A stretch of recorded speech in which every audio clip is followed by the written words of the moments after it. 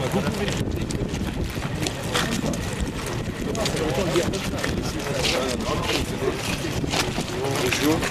Bonjour. Bonjour. Bonjour. Bon alors on va d'abord ouvrir je crois les syndicats et puis après... Voilà, je me présente. Oui. Ça va? Très bien. Bah, ah oui, j'ai vu.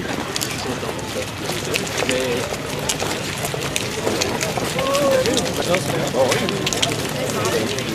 Oui, oui.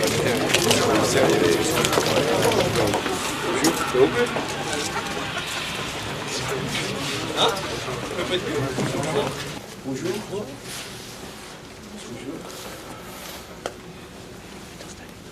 Bon.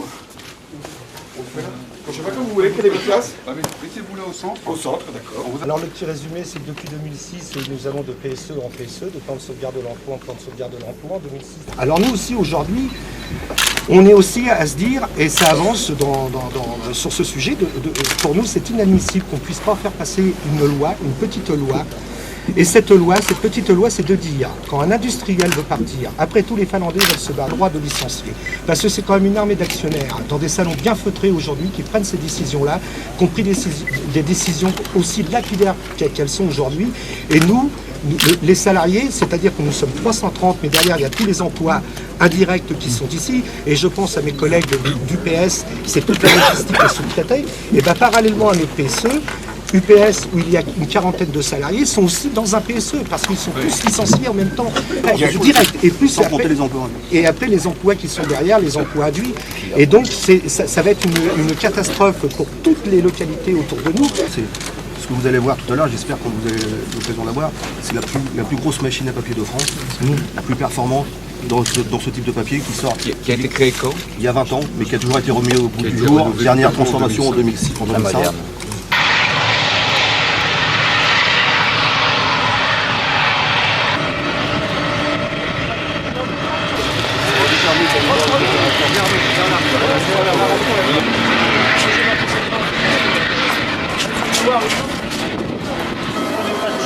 Prenez du champ tous là.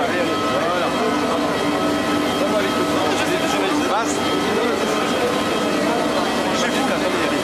Reculez messieurs.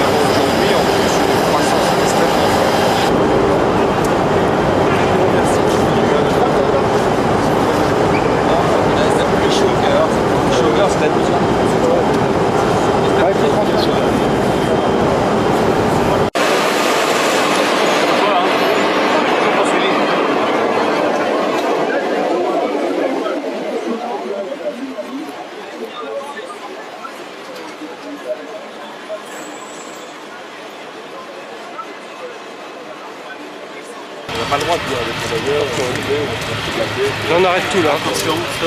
même syndicalement, les consciences qui ont une certaine personnalité. Quand on a un potentiel comme celui-là, Un par un. on suivra autant qu'il sera possible. Très bien. Très régulièrement. Et tenez-nous au courant, vous avez suffisamment au début, On a des contacts. ils sont proches. Facile, M. Destin. Ça pose aucun Et on s'en problème. souviendra. Bah, j'espère. C'est un jour dont on se souviendra J'espère. par la visite de l'usine. Pour rien d'autre. Oui, non, mais. Et puis j'espère qu'on se reverra. Et là, vous verrez du papier en train de se mettre en bobine sur le bout de la machine. J'espère aussi. C'est important. Merci. Au revoir. Alors, comme il faut tourner la page, on prendra du nouveau papier. Ouais, voilà, exactement. À bientôt.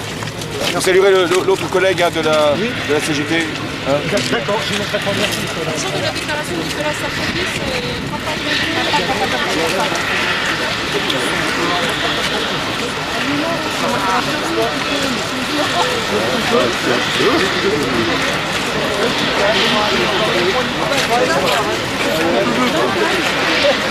Suivi en plus.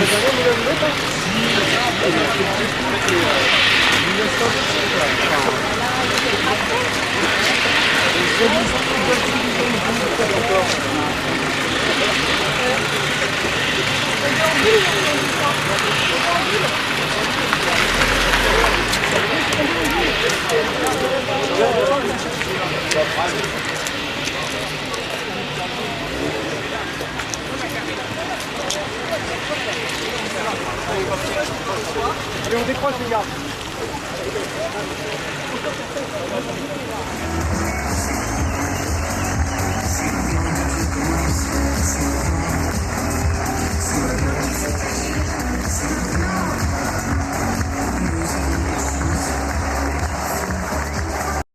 C'est un grand plaisir de vous retrouver ce soir, nombreux, très nombreux, dans cette salle et même au-delà. De vous retrouver ici à Rouen, en Seine-Maritime, dans cette Normandie où je suis né et où j'ai grandi.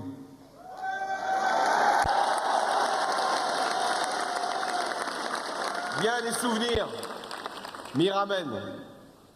Les rues de la ville de Rouen, et je remercie Valérie Fournéron de m'y avoir accompagné.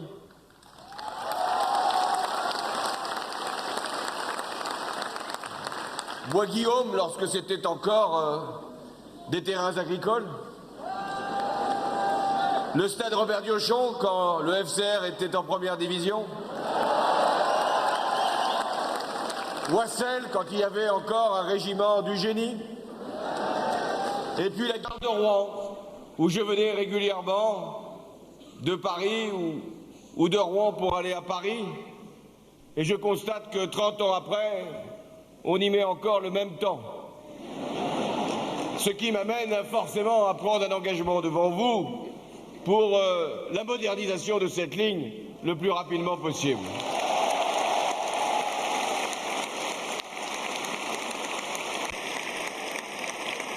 Alors ce soir, chers Normands, recevez le salut chaleureux de l'un des vôtres, un exilé, mais qui est devenu corrézien. Corrézien, normand, il faut croire au métissage, au mélange, à la greffe. Et j'ai besoin aussi des élus de votre territoire. Je remercie Laurent Fabius de ses paroles amicales. Nous partageons, lui comme moi, l'esprit d'unité et le devoir de victoire. Je mesure chaque jour sa contribution, le travail qu'il a mené pour préparer la première année de l'alternance, là où tout se décide. Enfin, faut-il encore arriver à être élu pour avoir une première année. Mais nous nous y préparons déjà. J'ai aussi chargé Laurent de me représenter dans les régions du monde qui seront décisives pour notre diplomatie. J'ai donc besoin de Laurent Fabius et j'en aurai encore davantage besoin après l'élection présidentielle.